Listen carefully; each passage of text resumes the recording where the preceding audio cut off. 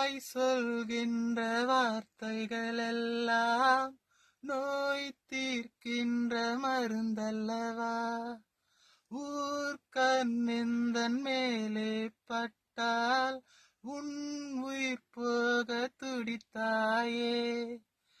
உலகத்தின் பந்தங்கள் எல்லாம் நீ சொல்லி தந்தாயே. பிறப்புக்கும் இறப்புக்கும் இடையில் வழி நடத்தி சென்றாயே.